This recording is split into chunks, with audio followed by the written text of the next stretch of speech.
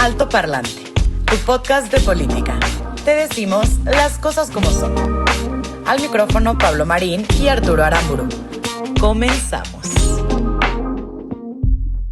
Amigos, ¿qué tal? Saludos a todos. Estamos de vuelta en Alto Parlante, tu podcast de política. Tuvimos ausencia un chingo de tiempo, pero estamos de vuelta y venimos más renovados que nunca, mejorados, con mucho mejor producción, como lo pueden ver, como lo pueden escuchar, y también venimos con nuevos invitados. Exactamente, estoy hablando de Pablo Marín, el nuevo host del programa. Les platico un poco. Él es un gran amigo, pero no por eso lo invité. Lo invité porque creo que necesitamos mentes críticas en estos temas. Necesitamos gente que hable las cosas como son en la política, porque vemos que cada vez hay menos de esas. Y pues se los presento nada más para que le den aquí la bienvenida a nuestro queridísimo Pablo Marín. Gracias. Qué gusto y qué honor, de verdad, mi querido Arturo. Gracias por confiar. Estoy seguro que este será un proyecto más juntos y estoy seguro que va a ser un espacio en el que vamos a buscar integrar una visión muy objetiva, pero también respaldada de datos duros, en el que podamos, con fuentes comprobadas de información, darle la información a la gente para que puedan tomar decisiones, para que puedan ser más críticos y para que también puedan hablar allá afuera con otras personas. Nos va a ir bien. Y Yo estoy seguro y estoy convencido que lo vamos a hacer lo mejor que podamos para que ustedes disfruten en casita. Vamos a estar grabando todos los lunes y jueves con la información fresquecita de lo que pasó en la mañana para que ustedes puedan escucharlo durante el día o en el martes y miércoles puedan actualizarse. Exacto. Y yo creo que vale la pena hacer un statement antes de empezar con la información porque tenemos un montón. Sí somos neutrales, pero no somos tibios. O sea, sí creemos Choca la gente en la importancia de tener una postura frente a lo que está pasando y hablar las cosas como creemos y como hemos investigado que están pasando. Entonces, así básicamente son las reglas del podcast y creo que no hay más. Quien se quiera quedar, aquí estará bienvenido siempre, cada lunes y jueves. Y quien no, seguramente podrá encontrar otros espacios no tan buenos. Sí, y quien quiera mentar madres a través de redes sociales también podrá hacerlo y lo vamos a recibir. Con muchísimo gusto. Con muchísimo gusto. Con una sonrisa. Pero bueno, eso como entradita, como bienvenida de nuevo al podcast, a esta nueva temporada, a esta nueva estructura de lo que estamos haciendo. Pero información hay un montón. Y obviamente vamos a hablar de un tema importantísimo, pues el mismísimo el coronavirus. El coronavirus, que obviamente es el tema que está en todas las redes sociales, en todos los medios de comunicación, en todas las casas se está hablando desde distintas perspectivas y hoy vamos a abordar una muy interesante. Obviamente vale la pena dar un overview, una descripción general de lo que ha sido la historia del coronavirus en el planeta. Exacto. Y en México. Entonces, mira, el micrófono es tuyo. El tema es que esto arranca antes de lo que creemos. O sea, desde el 17 de noviembre del 2019 inicia el primer caso. Y se da esto en un mercado de mariscos. No es que haya habido una sopa de murciélagos. Para nosotros esos mercados de repente creemos que son muy exóticos, pero pues en China, acuérdate que se come de todo, ¿no? El primer caso se detecta el 17 de noviembre y el 1 de diciembre es cuando oficialmente se diagnostica el primer caso que no había tenido contacto con el mercado de Wuhan. Entre el 8 y el 18 de diciembre, más tarde, se detectan 7 casos, de los cuales 2 se van a ligar al mercado y 5 son personas ajenas a eso, es decir, se contagiaron por personas que estuvieron cerca del mercado. El 12 de diciembre, por fin el gobierno estatal... Hasta el 12 de diciembre. Reconoce que algo está pasando y a través de una televisora estatal anuncia que el virus está atacando a la ciudad de Wuhan y que tienen que tomar precauciones. Más tarde, el 25 de diciembre, 2 miembros del staff del hospital se ven infectados y entonces los ponen en cuarentena y es aquí donde el gobierno chino empieza a entender que la cosa viene mucho más fuerte. Al día siguiente, el 26 de diciembre, se le llama por primera vez en la historia de la humanidad coronavirus 19 y es porque este virus es igual al síndrome respiratorio agudo severo, al SARS, que en 2003 aparece por primera vez también en China, que ataca el sistema respiratorio principalmente, pero también algunas otras cosas.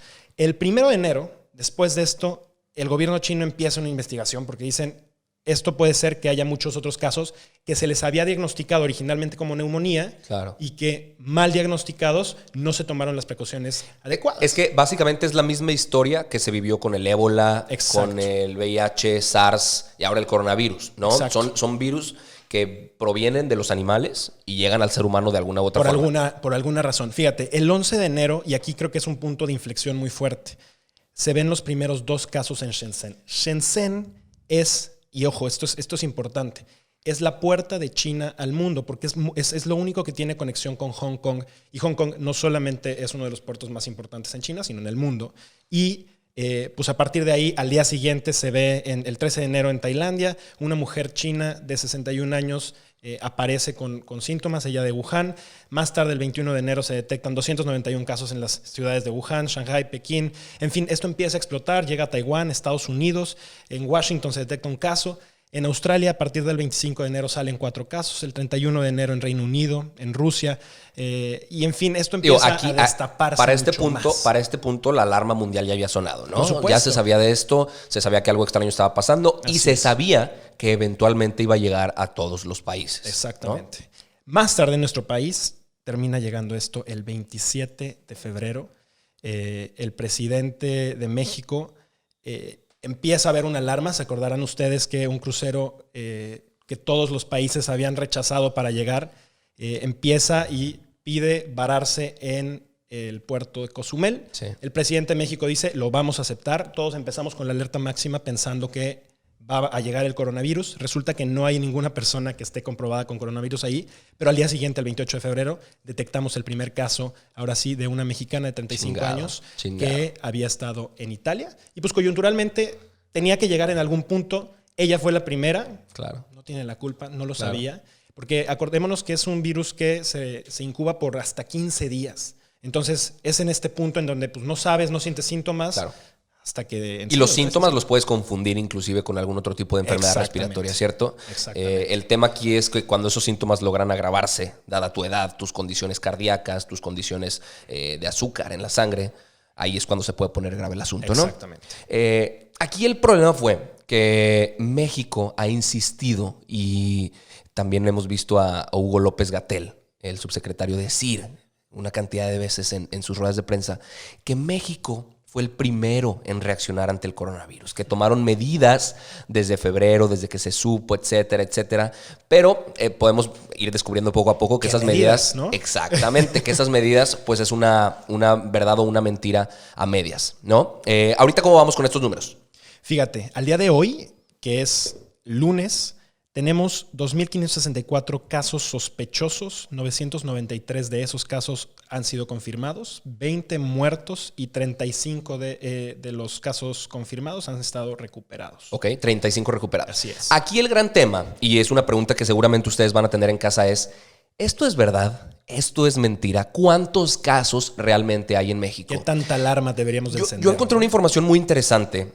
Lo pongo aquí como una tesis. No es información que nosotros hemos comprobado y no puede ser inclusive comprobada porque es imposible hacer todas las pruebas. Hay quienes dicen que están faltando muchísimas pruebas en el país, que es imposible que en Estados Unidos haya un chingo de casos y en México se vean muchos menos.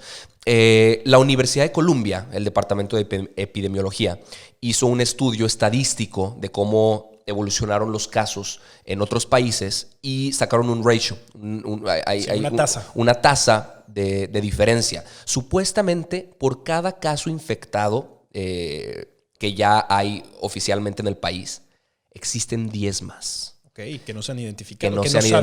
Que no probablemente sabemos. No tienen, no representan ningún síntoma. Exactamente. O sí, pero el gobierno no lo sabe, oficialmente no lo sabe. Okay. Entonces, hoy tendríamos aproximadamente 10,000 casos en el país. El gran problema de esto también es que se puede duplicar en 2.5 días. O sea, para el jueves podríamos ser 25,000. Fíjate, hoy el gobierno federal está anunciando que vamos a tener a las 7 de la tarde una rueda de prensa en donde se va a hablar mucho más a fondo sobre el tema. ¿Qué esperaremos? A ver, yo creo que evidentemente vamos a ver más de lo mismo. Yo esperaba y definitivamente fielmente creía que Andrés Manuel iba a revirar su discurso. Vimos que López-Gatell hizo una diferencia en su discurso. Siempre fue un salgan. El sábado vimos que ya fue totalmente lo contrario. Bueno, dijo, el presidente sigue afuera. O sea, él, de hecho, creo que tenemos aquí un pedazo de la grabación. Su indicación directa fue: quédate en casa. ¿Cómo? Quédate en casa. Quédate en casa. Lo dijo 3 veces. Al día siguiente, Andrés Manuel ya tenía gira por el país. Sí. Iba a ir a Sinaloa. Y no solo eso, digo, no para entrar en tema, pero iba a ir a Badiraguato, la ciudad del Chapo Guzmán. Todo un tema. Y hay un video por ahí circulando en el que saluda de mano De mano a una violando. viejita de 80 años. Sí, Digo, sí, viejita sí. mamá del Chapo, ¿va? Pero le pude haber contagiado ahí alguna madre. Pero aparte es un narcopacto entre el gobierno y la delincuencia organizada. Fíjate o sea, que yo tengo esperanzas que la reunión que hoy se convoca a las 7 de la noche se den indicaciones muy diferentes. Yo espero que el gobierno esté dándose cuenta que la cagaron, que la Claro, regaron, claro. que cometieron un error muy grave diciendo, El problema es- démonos abrazos, vamos a salir, vamos... O sea, Claro. no, señor presidente, la cosa es mucho más grave de lo que usted cree. Claro. El mundo allá afuera nos está diciendo lo que tenemos que hacer. No podemos ser omisos, no podemos ser estúpidos ante este tipo de Claro. cosas. Seamos mucho más conscientes, Sí. seamos más responsables. el problema aquí es que Andrés Manuel claramente es un presidente mitómano. Es un presidente que tiene esa enfermedad de mentir constantemente y su gabinete está totalmente callado todo el tiempo.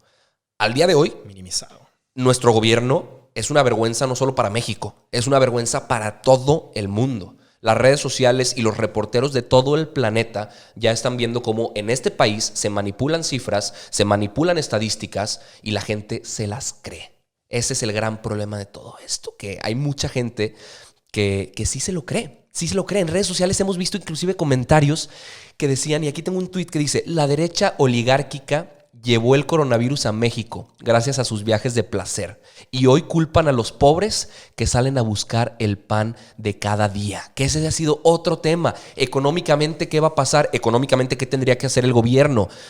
¿Parar la actividad económica y decirle a la gente quédate en tu casa como lo hicieron apenas hace 2 días? O inclusive multar, como en otros países hemos visto que lo han hecho, ¿no? Yo creo que estamos esperando, y probablemente eso se dé hoy, el tema de llevarnos a fase 3, quién sabe. O sea, hoy estamos en fase 2. ¿Qué implican las fases? Lo explico de manera muy simple. La fase 1 es cuando importamos los casos. Es decir, cuando llegó esta chica de 35 años de Italia, importó el primer caso, eso fue la fase 1.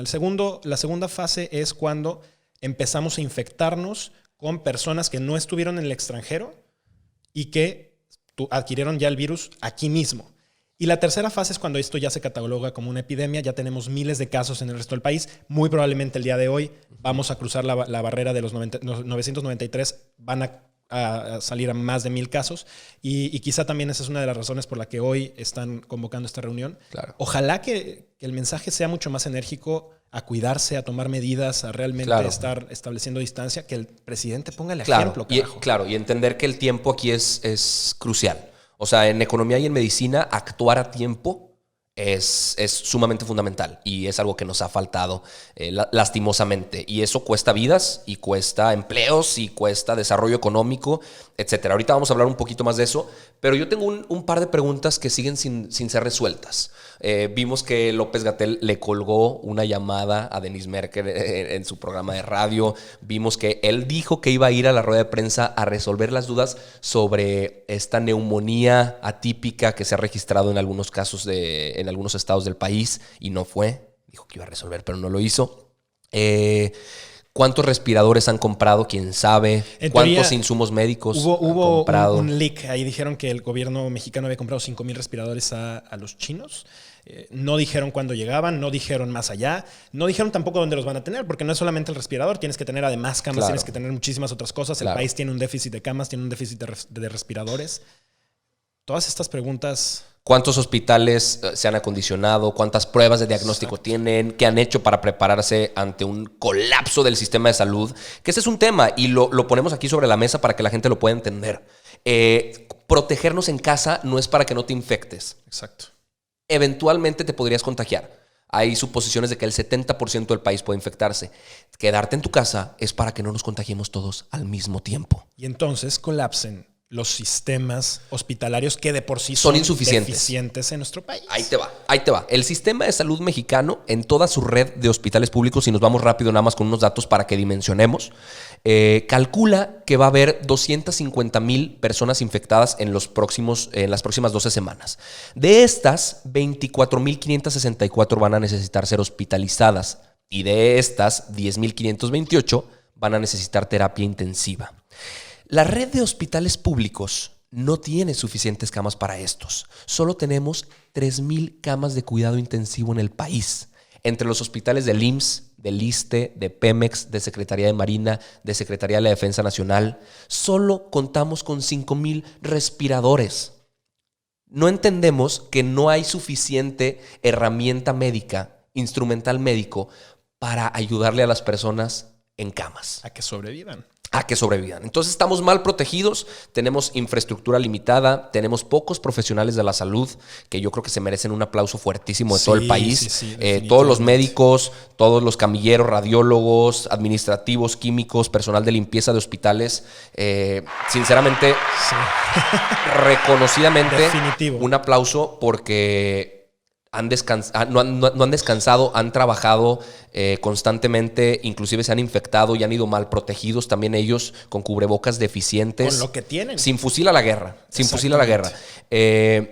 Y bueno, no hace falta más que ver las cifras de la OCDE para darnos cuenta que estamos muy por debajo que China, Italia y España en las camas con las que contamos. Y en Italia vemos que los cadáveres se están acumulando y que no saben ni qué hacer con ellos. Justo el día de ayer, ¿no? Platicábamos que habían decidido que los cadáveres se tenían que incinerar de manera directa. Ya no podía haber espacio. Porque esto te puede traer más enfermedades. Y todo. Claro, lo que no se quiere es que, por supuesto que se les quiere dar una sepultura adecuada, pero cuando estás poniendo en riesgo la vida de millones de personas por esto, hay que tomar medidas mucho más drásticas. En países como Francia, claro, el presidente Emmanuel Macron declaró el 16 de marzo que entraban en estado de guerra contra el coronavirus. Esto implica que hoteles se están utilizando como refugios porque tienen tan solo en París alrededor de 250,000 personas sin casa, ¿no? Los homeless.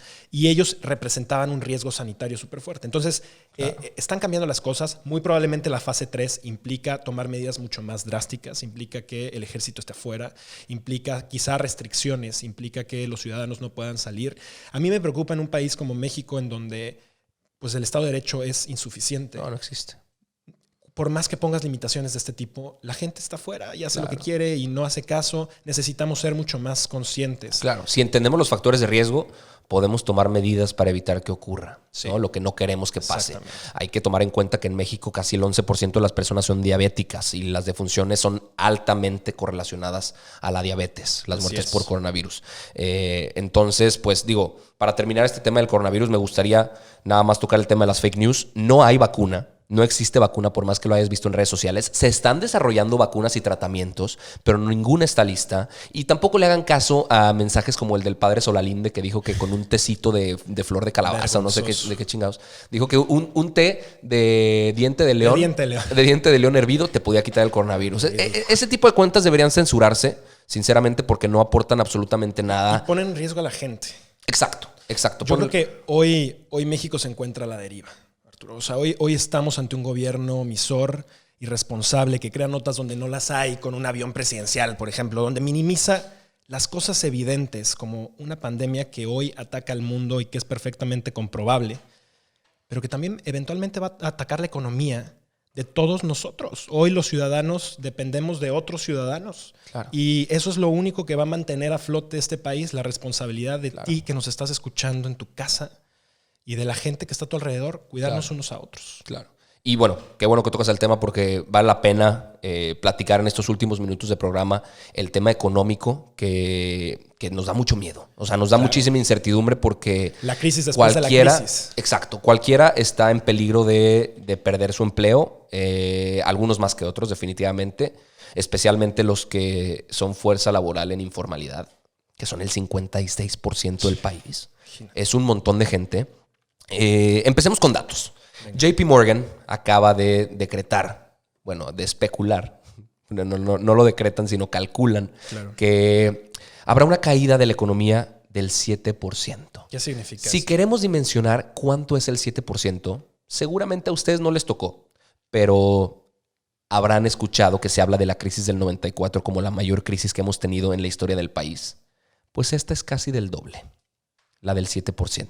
Es mucho mayor a la caída del 2009 y a la crisis del tequila, que es la de 1994. Entonces, no es nada fácil. En este segundo trimestre se espera un 35.5% en la caída del Producto Interno Bruto. 35.5%. Pongámoslo en pesos. ¿Qué significaría en pesos? Pues bueno, si tenemos 100 pesos que producimos en el país, ahora solo vamos a tener 65 y somos los mismos habitantes que tenemos que utilizar las mismas cosas y sobrevivir. Con eso tienes que comer, con eso tienes que bañarte, tienes que pagar el gas, tienes que hacer todo, pagar la educación de tus hijos. Está muy cabrón y se acumulan cosas. O sea, hay gente que piensa que esto es meramente por una crisis internacional, pero podemos ver que también es por factores internos. Standard & Poor's, la calificadora, bajó la nota soberana de México de BBB positivo a BBB con perspectiva a que se convierta en BBB negativo en muy poco tiempo. ¿Qué significa esto? Que el sector privado y los inversionistas no van a querer invertir en México. Significa que si alguien invierte en México no tiene certeza alguna de recibir un retorno de su inversión. Obviamente, tiene un riesgo. A ver, cualquier inversión es un riesgo, pero esto es un riesgo inminente a que no vas a recibir tu retorno de inversión. Y digo, todavía andan cancelando inversiones extranjeras como la planta cervecera que iban a hacer en Baja California, o sea, la Constellation Brands. Ante esto, sí podemos ver cosas internacionales. Vimos el tema de la caída del petróleo y esto vale la pena explicarlo muy, muy rápido. Claro. Porque mucha gente se fue con la finta. Se fue con la finta de que el gobierno fue el que decidió bajar la gasolina. Oye, fue una promesa ante de momentos campaña. de crisis. Andrés Manuel cumplió. Güey, Arturo, ¿qué se trata? Es una doble mentira.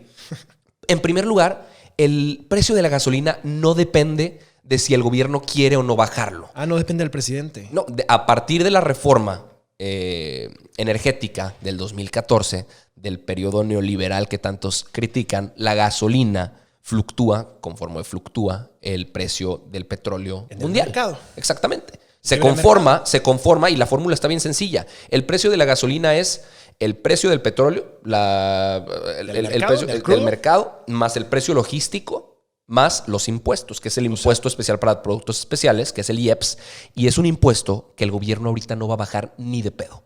No lo van a bajar porque es de lo único que pueden estar recaudando ahorita. A ver, si la gente no compra, si la gente no sale a gastar, el gobierno no tiene con qué recaudar y tampoco tiene con qué dar sus piches moches ahí que le anda dando a toda la gente. Fíjate, bueno... No son moches, ayudas sociales. Fíjate, sus programas me sociales. llamaba muchísimo la atención cómo hace unos días el SAT le llamaba a los contribuyentes a ser solidarios con él. Carajo, vivimos en un país en donde los ciudadanos no están para ser solidarios del gobierno. Claro. Los ciudadanos están urgidos de ayuda, están urgidos de soluciones, están urgidos de propuestas, están urgidos realmente de un plan que no se ve desde hace mucho. Claro. Y digo, López Obrador está tan desesperado por revertir su caída de popularidad que se atrevió a decir que él decidió bajar el precio de la gasolina. Aparte, la doble mentira es que él dijo que es algo bueno para México. A ver, tú podrías estar muy feliz en tu casa cargando gasolina cuando puedas, cuando tengas que salir a un precio muy barato. 15, 16 Lo pesos. que no sabes es que esto simplemente es una burbuja que puede explotar en cualquier momento y que puede triplicar los costos no solo de la gasolina, sino de los insumos básicos en el hogar. Y vaya que vamos a necesitarlos porque vamos a estar encerrados un buen rato. O sea, que el gobierno nos venga y nos pida ser solidarios me parece irracional. Sí, o sea, teniendo una crisis como la que atravesamos, pasando por construcciones de refinerías que van a ser pérdidas de dinero, teniendo un aeropuerto detenido y otro que va a salir más caro que el que teníamos detenido, y construyendo un tren Maya que va de ningún lado a ningún lado. Claro. Entonces, ¿por qué no revisamos esa cantidad de estupideces Claro. antes de estarle pidiendo a los ciudadanos que seamos solidarios cuando están sufriendo todos los días? Nada más para petróleo? terminar de desmentir el tema del petróleo, la caída fue por una guerra económica entre Arabia Saudita y Rusia. Exacto. O sea, ellos están en algo que se llama la Organización de Países Exportadores de Petróleo. Iban a acordar bajar la producción de petróleo ante todo el tema del coronavirus porque la demanda iba a bajar. Rusia dijo, ni madres, que todos puedan producir lo que ellos quieran. Y Arabia Saudita dijo, pues te la pelas, güey. Y bajó sus precios, subió sus descuentos para Europa del Este. Aumentó producción a 11 millones de barriles de petróleo diarios. Que más o menos, ¿cuánto tiene un barril para ubicar? Un barril de petróleo son 42 galones de petróleo, son 159 litros y alcanza para hacer casi 70 litros de gasolina. Entonces van a producir 11 millones de barriles diarios. Entonces el precio se desploma, a México le afecta, el dólar sube y pues no creo que traiga cosas buenas como la gente se está riendo cargando gasolina barata. No es un golpe tan fuerte para México. Sí lo es para Pemex, que es la petrolera más endeudada del mundo. Y aquí uno de los temas es que se destinó parte de un fondo a la recuperación de Pemex. Seguramente recordarás eso. Y ese fondo podría usarse ahorita para apoyar la economía del país. Entonces, ¿qué va a pasar con Pemex? No, Pemex seguramente va a parir chayotes, güey. O sea, va a estar más endeudado que... Digo, esto es peligroso ahorita, porque el país, en una buena parte de su historia moderna, ha puesto todas sus apuestas Todos los huevos en esa canasta. en Pemex. Claro. Entonces, esto es sumamente riesgoso. ¿Qué es lo que va a pasar? Es muy incierto. Si el dólar se va a mantener, va a seguir subiendo, va a bajar en algún momento. Realmente nadie lo sabe. O sea, el tema del dólar seguramente se va a mantener así algún rato más. Pero todo esto vamos a irlo abordando cada lunes y jueves. Vamos a estar platicando sobre esto. ¿Qué recomendaciones? Hay muchas cosas que hacer. ¿Qué recomendaciones nos podrías dar para la casa? Bueno, de arranque, hay que mantenernos lo más limpios en las manos posible. Hay que establecer la menor cantidad de contacto con otras personas, evitar obviamente llevarse las manos a la boca, los ojos, nariz, etcétera. Hay que mantenerse en casa. Hay que mantenerse en casa, hay que aislarse. Yo sé que en nuestro país no todo mundo tiene la posibilidad de dejar de ir a trabajar. Claro. Y eso es lamentable. Hay cosas económicas que tienen que seguir funcionando para que podamos tener agua en nuestras casas, para que podamos tener luz, para que podamos tener insumos, el súper, etcétera. Pero si está en tus posibilidades, hazlo. Quédate en casa. Quédate en casa, mantente atento a las recomendaciones que están dando no solamente las autoridades en el país, sino también la Organización Mundial de la Salud, algún otro tipo de medios. Escucha Altoparlante, por supuesto, y mantente atento sobre qué es lo que podemos hacer para realmente... Sí. Mi recomendación en tiempos de crisis como la que estamos viviendo es cuestiónate. Cuestiónate todo lo que está pasando. Cuestiónate la información que recibes. Cuestiónate lo que te platican. Cuestiónate inclusive lo que estás escuchando ahorita mismo. Cuestiónate qué estás haciendo para ayudar. Cuestiónate si eres parte del problema y no de la solución. Cuestiónate qué va a pasar con tu vida y cuestiónate si de esta crisis vas a salir siendo alguien mejor. Así es. Ojalá que esto... pues nos traiga en algún punto noticias buenas. Hoy no hubo tantas, pero creo que eventualmente podremos ir construyendo una mejor sociedad que nos lleve a mejores puntos. Intentamos resumir lo más posible el tema del coronavirus en Va este a seguir episodio dando. que duró solo 25 minutos. Imagínate tú poder informarte lo más que puedas en solo 25 minutos. Pues en Altoparlante lo vas a tener. Te agradecemos muchísimo por habernos escuchado. Nos vemos el jueves con más información y hasta la próxima. Esto es todo por hoy, pero sin llorar. Estaremos de vuelta cada lunes y jueves en todas las plataformas. Si crees que alguien necesita entender las cosas como son, compártele este capítulo. ¡Nos vemos!